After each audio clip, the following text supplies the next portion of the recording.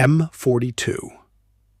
The rock breaks open in the warp after 10,000 years. Lion L. Johnson, Primarch of the First Legion, opens his eyes. He has been asleep for the entire duration of the Imperium's slow collapse. He does not yet know that Guilliman has returned. He does not yet know that the Indomitus Crusade has reconquered half the galaxy. He does not yet know that Konrad Curze, his estranged half-brother, has been a corpse for 9,000 years. He knows only one thing. The file he was given the night before he sailed for Caliban, sealed in a casket the Emperor handed to him personally, was not finished. The casket contains the gene stocks of two brothers Lion has never met. The casket has been with him through the rock's ten-millennium drift. The casket has not been opened, and the first words Lion L. Johnson speaks when he steps out of the rock onto the soil of Imperium Nihilus are not the words the Imperial scribes recorded. He turns to Cipher. He says 4 words. He says, "Where are they now?" Cipher does not answer. Cipher cannot answer, because Cipher does not know. Hold on that silence. That silence is the entire video, because every Dark Angels video you have ever watched tells you the same thing about Lion L. Johnson. He was the disciplinarian. He was the cold one. He was the brother who would kill Luther in single combat and then carry the wound for 10,000 years. He was the Primarch who could not feel, the strategist who could not love, the son the Emperor sent to do the work no other son would consent to. And all of that is true. But none of it is the answer to the question the Lion asks Cipher on his return. None of it explains why his first sentence in M42 is a question about people the Imperium has officially forgotten. Here is what those videos never mention. The Lion was not built to be a disciplinarian. The Lion was built to be a searcher, and the Emperor knew it from the day he was born. This is the brief. The Lion's incorruptibility, documented across the Heresy-era Lion arc, codified in current Codex Dark Angels, depicted again in Mike Brooks' 2023 novel Son of the Forest, is not just personal virtue. It is the operational profile that makes him the only Primarch the Emperor could have trusted with the missing brothers file. The Lion's exile to Caliban was not punishment for losing his chapter. It was the cover for a longer mission. The Lion's 10,000-year sleep in the rock was not absence. It was a search the heresy interrupted and the Emperor's instruction never cancelled. He was the rescuer in waiting, and in M42 he is the rescuer in progress. Let us start with the canon. The Lion's incorruptibility is not interpretation, it is codex. The current codex, Dark Angels, states it directly. The Lion's ironclad will and single-minded focus make him essentially incorruptible. He is resistant to attacks from the powers of the warp. He is resistant to the powers of most other Primarchs. He learned mental shields in his youth on Caliban. He heard whispers from chaos in those forests as a boy and paid no attention to them. He is built for this. He was built for this. The Emperor of mankind, who engineered all 20 Primarchs from his own genetic material in the late 30th millennium, made one of them, exactly one, to be the son who could stand in front of a greater demon and not flinch. And the canon documents that exact scene. In the climactic moments of a battle that current codex material preserves, Lion L. Johnson stands face to face with Kairos Fateweaver. Kairos is the two-headed greater demon of Tzeentch, the changer of ways, the most subtle manipulator the Chaos Gods have ever produced, a prophet who sees the past and the future simultaneously, and uses both to bend mortal will. Kairos attempts to convert the Lion. Kairos searches for the lever. Kairos finds nothing. The lore preserves the exact reason. For he was absolutely loyal to the emperor and viewed loyalty as its own reward. Loyalty is its own reward. That is the line. That is the lion's documented doctrine, repeated across editions of the Codex, repeated in Black Library novels, repeated in every honest account of who this Primarch is. Tzeentch could not find a foothold because there was no foothold. Loyalty is its own reward. There is nothing else inside. Now, most videos stop there. Most videos make this a character study. The lion as the noble, incorruptible son, the moral exemplar in a fallen cohort. That reading is fine. That reading is not wrong. But that reading does not ask the question this brief asks. The question is not, was the lion incorruptible? The question is, if the lion was incorruptible, what was he for? What does the Emperor of mankind, the most calculating intelligence in the galaxy's history, do with a son who cannot fall? The answer is in Master of Mankind, Aaron Dembski-Bowden's 2017 novel, the 41st book of the Horus Heresy series. Dembski-Bowden depicts the Emperor in a way the rest of the series only hints at, not as a father, but as a strategist. The Primarchs are not beloved sons in Master of Mankind. They are tools. They are assignments. They are portfolios. Horus is the war master. Guilliman is the administrator who can stand up a continent of civil government in a single afternoon. Russ is the executioner, the brother you send when a problem needs to be killed and not negotiated with. Sanguinius is the diplomat. Dorn is the architect. Magnus is the Cypher coordinator. Every Primarch has a job. And here is the move the brief makes. Here is the argument. Flag this. This is the brief's own thesis, and it is interpretive, not codex. The lion's portfolio is discretion. The lion's portfolio is the mission no other brother can be told about. The lion's portfolio is the work the Imperium's official scribes can never acknowledge. And the missing brothers file. The file on the 2nd and the 11th. The two Primarchs the Edict of Obliteration would later expunge from the record, fits exactly inside that portfolio. Stay with me, because the evidence for the lion's discretion portfolio is not subtle. It is in the text. In Angels of Caliban, Gav Thorpe's 2016 novel, the lion does something that should not be possible for a Primarch on the formal record. The Imperium recovers a warp engine called Tucholcha on the world of Perditus. Tucholcha is alien. Tucholcha is sentient. Tucholcha is warp-bound, a creature engine of unknown origin that can flatten the warp and translate a fleet directly from orbit to orbit. The standard Imperial response to such an object is to study it, to control it, eventually to deny it. The lion does none of those. The lion fakes its destruction. He stages an Imperial record event in which Tucholcha is publicly destroyed, and he takes it with him for his own private use. He lies to the Imperium. He lies to his own legion's record keepers. He retains a warp-active alien intelligence as a clandestine operational asset. That is not a Primarch operating inside a normal command structure.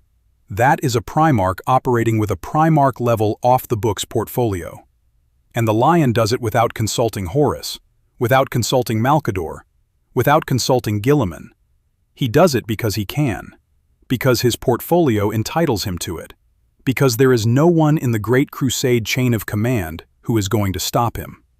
The Tucholcha episode is the documented signature of how the lion operates. The brief argues, interpretive but consistent with the documented pattern, that the Tucholcha is not the only thing the lion was off the books with. The casket he carries from the Emperor, the casket sealed the night before he sailed for Caliban, is the larger version of the same behavior. The lion was the one Primarch the Emperor could hand a casket to and trust he would never open it, never speak of it, never break. That brings us to Caliban. But before we get to Caliban, hold on the T'Challa episode for one more beat, because the T'Challa is not a one-off.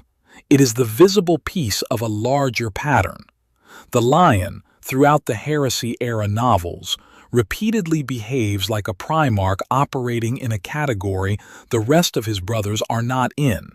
He hunts Konrad Curze across the Indomitus Crusade, a campaign whose nominal purpose was the punishment of the Night Lord's atrocities, and whose actual character, on the page, reads as a brother sent to handle a brother that no other Primarch would have been trusted to handle. When Curze is finally captured aboard the Invincible Reason, the lion does not execute him. The lion holds him. The lion visits him. The lion sits across from a chaos-touched prophet for the express purpose of extracting prophetic intelligence, knowingly exposing himself to the kind of psychic infiltration that would have ruined any other Primarch in the cohort. He does it because he can. He does it because he is the only one who can. Now Caliban. Every standard reading of the lion's Heresy-era career treats Caliban as a normal homeworld posting. The lion went there to take command of his recovered legion, the First Legion. He campaigned off-world during the Great Crusade. He left Luther and the remainder behind to administer the planet. Luther's resentment grew. Luther rebelled. Caliban was destroyed in the rebellion. The fragment of the fortress monastery became the rock. End of story. Here is the brief's reframe, interpretive, the brief's own argument. Flag it. Caliban was the cover, the deep cover. The lion did not need a homeworld in the way other Primarchs needed homeworlds. Russ needed Fenris because the wolves were the Legion. Sanguinius needed Baal because the blood flaw lived in the gene seed, and the gene seed lived on the planet. The lion did not need Caliban for any equivalent reason. The Order's pre-Imperial knowledge did not require Caliban as a base. The First Legion's gene stocks could have been administered from anywhere. What Caliban gave the lion was something else. It gave him a planetary base from which he could pursue the missing brother's search without Imperial scribe attention. It gave him a homeworld posting plausible enough that no one in the High Lord's chambers on Terra would ask why he was off-world so much, why his fleet was so often in transit to coordinates that did not appear on standard compliance maps, why his second-in-command on Caliban was being kept out of the actual command loop. Luther's marginalization in this reading was not negligence. It was operational security. Luther was being kept out of the actual command loop because he was not cleared for what the lion was actually doing. And the catastrophic failure on Caliban, the rebellion, the warp storm, the destruction of the planet, was the cover blowing up. The Legion fractured because the Legion never understood what the lion was actually doing. Luther's resentment was the resentment of a brother who knew he was being held at arm's length and could not be told why. This is the brief's strongest interpretive move. It is consistent with the lion's documented T'Challa-style clandestine operation pattern. It is not codex. The standard reading, Luther rebelled because he was marginalized, because chaos exploited the marginalization, because the Caliban-stationed legion was vulnerable.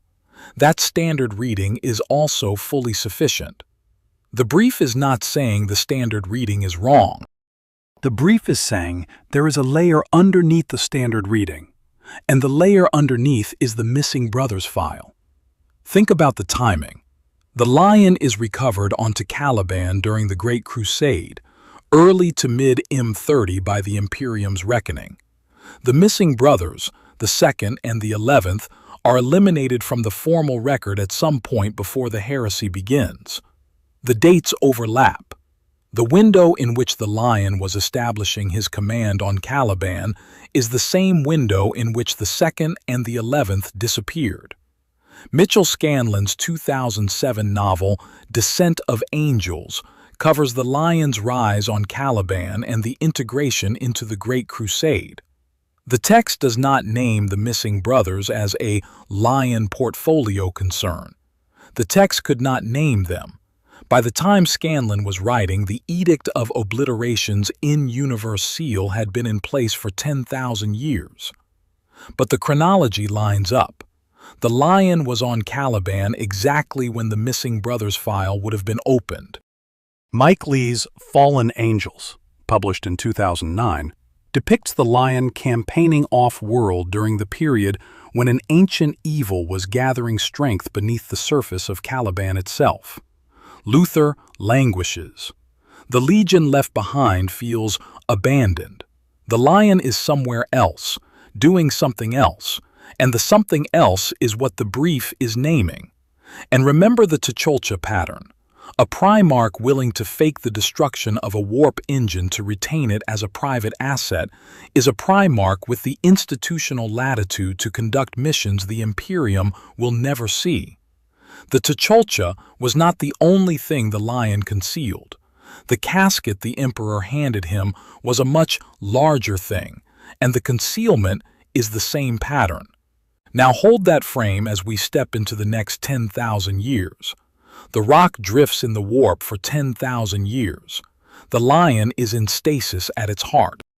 The Brooks novel, Son of the Forest, published by Black Library in 2023, gives us the inside view of what the Lion experienced during that stasis. He was lost in a pocket dimension, almost certainly a fragment of the warp, and the pocket dimension presented itself to him as a surreal recreation of the forests of Caliban. The Lion's prison, the place where his consciousness lived for 10 millennia, was the forests of his homeworld. The shape of his captivity was the shape of the mission. Caliban the cover became Caliban the prison, the same place. The standard reading of the rock's drift is that it was passive. The fortress monastery was caught in the warp storm summoned by the ruinous powers during Luther's rebellion. The fragment was carried, not navigated. The Lion's stasis was imprisonment, not transit. Here is the brief's interpretive hypothesis. Flag this. This is the brief's argument, weaker than the Caliban as cover claim. What if the drift was not entirely passive? The rock was conducting the only kind of search the Imperium could not see.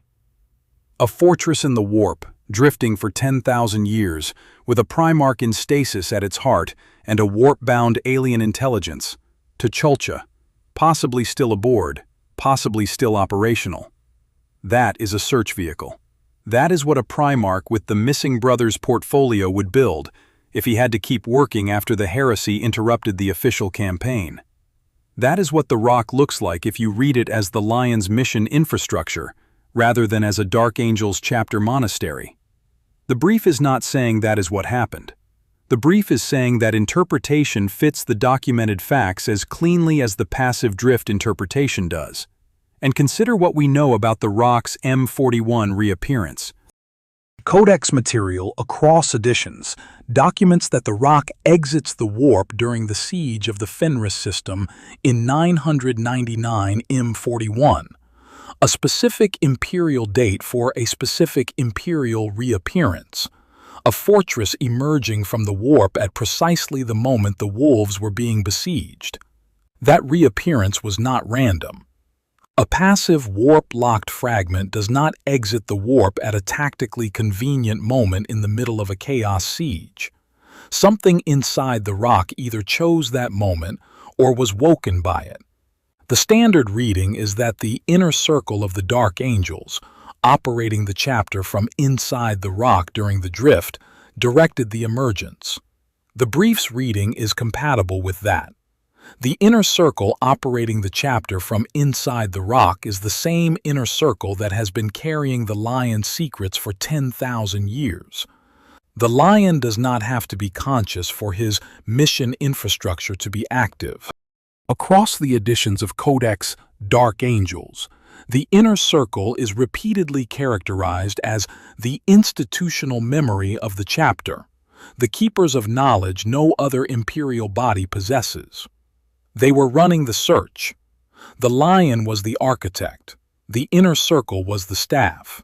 Hold that frame, because when the rock exits the warp permanently in the M42 events depicted by Brooks, and the lion wakes from stasis, the inner circle's 10,000-year custodianship is the bridge.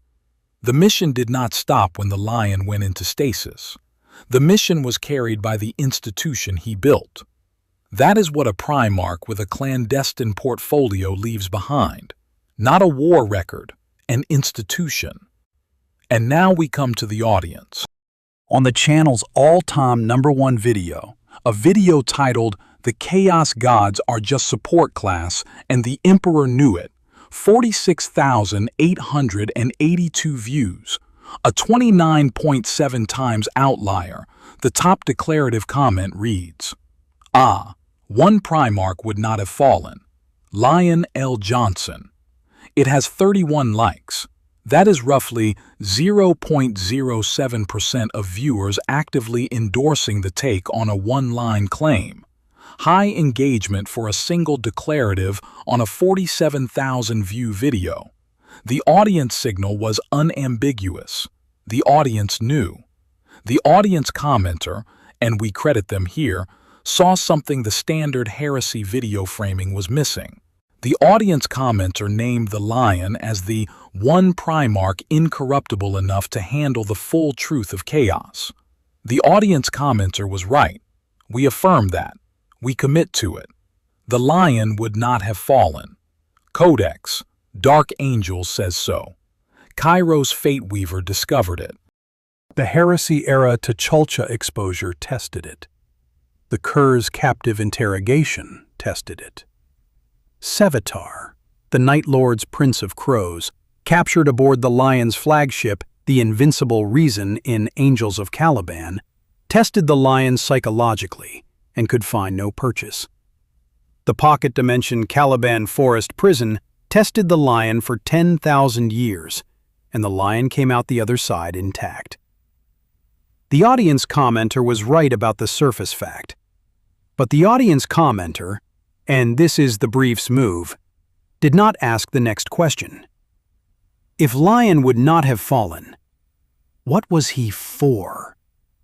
What does the Emperor of Mankind do with the one Primarch he can hand a sealed casket to? The answer the brief commits to is the answer the Imperium's official record cannot speak. The Emperor handed him the missing brothers file. The Emperor made him the operational designate for the recovery of the 2nd and the 11th. The two Primarchs whose plinths in the investiary on Terra would remain forever empty, whose names would be struck from every Imperial record, whose existence would survive only as Dorn's lament in Dan Abnett's short story, The Lightning Tower from 2007. The 2nd and 11th plinths had been vacant for a long time. No one ever spoke of those two absent brothers. Their separate tragedies had seemed like aberrations. Aberrations. Tragedies. The Imperium's official position. And the lion, in this reading, has been carrying the operational truth underneath those words for 10,000 years. Which brings us to Cipher. Cipher is the figure who walks beside the lion in M42. Cipher is the fallen, or apparently the fallen, whose true identity has never been canonically confirmed. The Lord Cipher title was a pre-heresy office of the Order of Caliban, the order the lion led before the Imperium came. The Lord Cipher's role was keeper of secrets and traditions. The Lord Cipher was required to abandon his old identity upon assuming the office, given a cloak and hood, never seen as himself again. There may have been more than one Cipher since the Horus heresy. The Codex maintains the ambiguity deliberately. The standard reading: Cipher is one of the fallen. His loyalties are obscure. His wanderings across the galaxy are the wanderings of a fugitive who is also possibly an asset. The lore is silent on whose asset. There is one piece of canonical evidence that cuts against any clean, lion loyalist reading of Cipher. At his most recent capture by the Dark Angels, Cipher spoke the code word Starfire. Starfire was the code word used to activate Caliban's orbital defenses against the Lion's fleet during the heresy. It was known by only 4 people: Luther, Astalin, Griffane, and Zahariel. Cipher knowing it means Cipher is connected to the rebellion that fired on the Lion. That is the obstacle to a clean Cipher as Lion loyalist reframe. We acknowledge it. We do not skip past it. Here is the brief's interpretive move, and the brief flags this as interpretive. What if Cipher's possession of the Starfire code word is exactly the evidence that he was on the inside? What if a deep-cover loyalist needed to be inside the Caliban faction precisely because the Lion's mission required someone inside the Caliban faction? The Starfire code word obstacle is real. The brief argues it cuts both ways. The brief is not claiming this is canon. The brief is claiming this is a coherent reading of the ambiguity the Codex has deliberately preserved. Cipher's documented post-heresy behavior fits the reading either way. He wanders. He appears in widely separated systems across 10,000 years. He carries a bolt pistol and a sheathed sword. He has been slowly moving toward Terra. He has shown himself in places no fugitive would logically choose. He has been captured and released and recaptured in patterns that look more like operational rotation than flight. The brief argues, flag, interpretive, that Cipher is the Lion's last surviving operational asset from the original search team.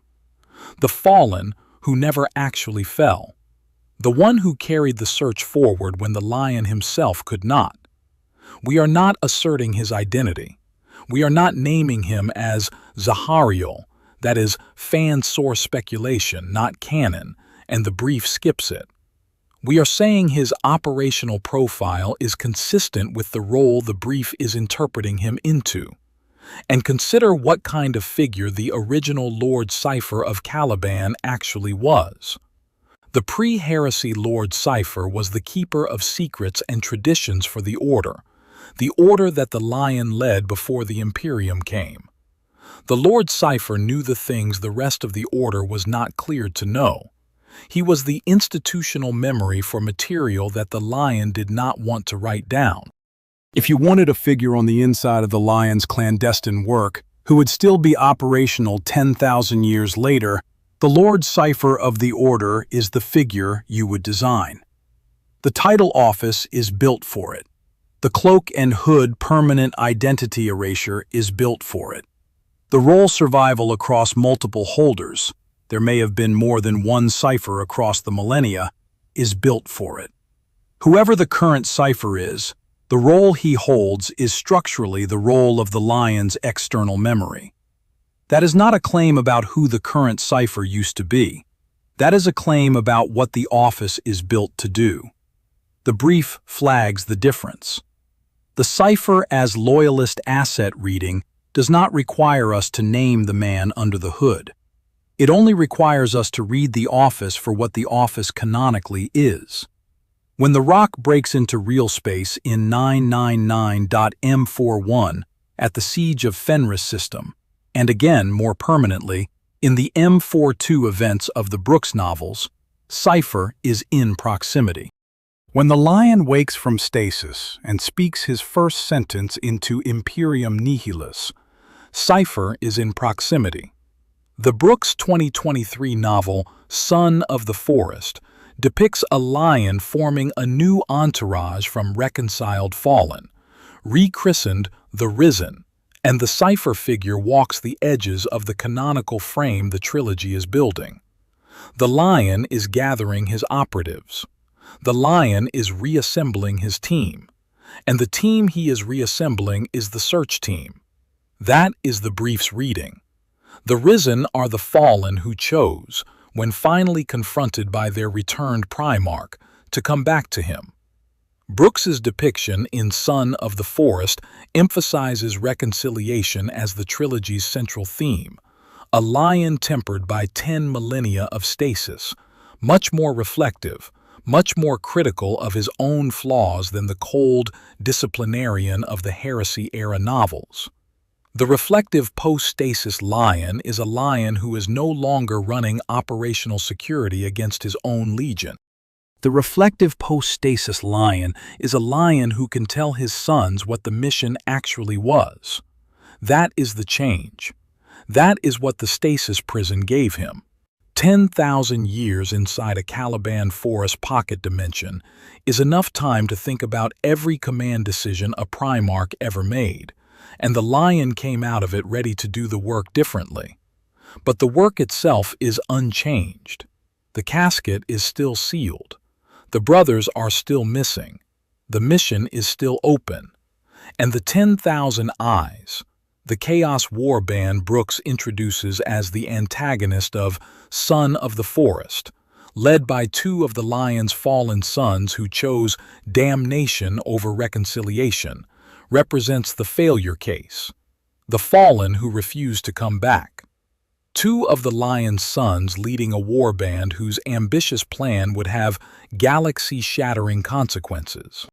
That is the cost of the original cover blowing. The fallen who became fully chaos-aligned across the 10,000 years, who built infrastructure of their own, who now stand against the returned Primarch. The reconciliation work is the necessary precondition for resuming the search. The 10,000 eyes are what the lion has to clear out before the search can continue. That is the M42 picture. That is what we are watching. And here is the part the Brooks novels tell us directly, without interpretation, in the canonical text. When the lion wakes from 10,000 years of stasis, his first operational act is not to engage Imperium Nihilus tactical priorities. His first operational act is to hunt for information. He hunts for information on who he is.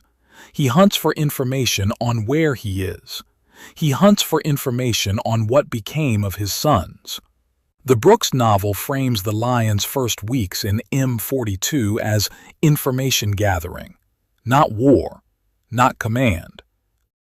Not the immediate Indomitus Crusade theaters, where Guilliman has been fighting since his own return.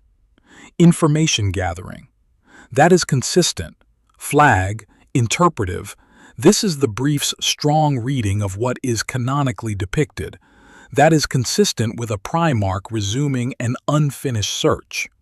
A Primarch who has been carrying a sealed casket for 10,000 years, who needs to find out what happened in the 10 millennia he missed, who needs to discover whether his original mission targets are still findable. The brief reads the Brooks novel information gathering as the resumption phase of the search the heresy interrupted, and the brief reads the lion's documented absence from key M42 battlefronts as the gap that confirms it. Where is the lion in M42? He is not standing beside Guilliman in the Indomitus theaters. He is not fighting the dominant tactical engagements of his era. He is, in the Brooks novel framing, pursuing a personal arc, a private mission, a path that does not map cleanly onto the Imperium's standard war narrative. That is what a Primarch doing search and recover looks like. That is what a Primarch finishing a 10,000-year-old assignment looks like. The standard reading of the Brooks trilogy is that the lion is reconciling with his fallen, defining the new shape of his legion, finding his footing in an Imperium he does not recognize. That reading is fine. That reading is also true. The brief argues there is a deeper layer. The reconciliation work and the Legion rebuilding work are the means. The end is the search. Which is what the audience commenter was reaching for, even if the comment itself only named the surface fact. The 31-like audience signal on the channel's all-time #1 video, pulled here deliberately from the Heresy Chaos reframe lane into the Null Primarch lane, names the Lion as the one Primarch who would not have fallen. We are extending that signal one step further. We are saying the reason the Emperor needed one Primarch who would not have fallen is because there was always going to be a mission that needed a Primarch who would not have fallen. And the Missing Brothers file was that mission. The Lion was carrying it for the audience commenter's reason, just with the operational consequence the comment did not name. Credit to that commenter. Credit by name to nobody. The commenter is named in the channel's comment section, not here. Credit to the audience that put 31 likes on a one-line declarative on a video about chaos and the Emperor and the support class reframe. Credit to the audience for seeing what the standard heresy narrative framing was missing. So here is the close. Here is the explicit yes-no. The brief is committing to this as a strong reading, not as confirmed canon, flag, but the brief is committing. Yes, the Lion was the rescuer in waiting. Yes, his incorruptibility was the operational reason the Emperor chose him for the Missing Brothers portfolio. Yes, his M42 return is the resumption of the mission. The audience commenter who put 31 likes on the one-line declaration was right about the surface fact, and the underlying reason is the missing cohort file the Lion has been carrying for 10,000 years. The lore is silent on where the 2nd and the 11th are now. The brief does not assert their location. The brief flags the silence. The current lore status of the Missing Brothers is unrecovered, possibly unrecoverable, and the Imperium's official position is that they were aberrations, separate tragedies, never spoken of. The brief is not claiming to know more than the canon knows. The brief is claiming the search is what the Lion has been for, what the Rock has been for, what Cypher's wanderings have been for. The fact of the search, not the destination of the search, is what the brief is committing to. Lion L. Johnson is alive in M42. The Rock has broken into the Materium. Cipher walks beside him for reasons neither the Imperium scribes nor the Lion's own Legion archive can record. The casket the Emperor handed to him the night before he sailed for Caliban, the casket with the 2 gene stocks of brothers Lion has never met, is still sealed. The casket has not opened because the search is not finished. The Imperium has been told the Lion has returned to wage war on the Indomitus Crusade's behalf. The Lion has not corrected the Imperium, but the Lion is not waging that war. The Lion is finishing the mission. And somewhere in the dark between the half-galaxies, a casket the Emperor sealed 10,000 years ago is still waiting to be opened, by the only son the Emperor ever trusted with the key. For in the grim darkness of the far future, there is only the search.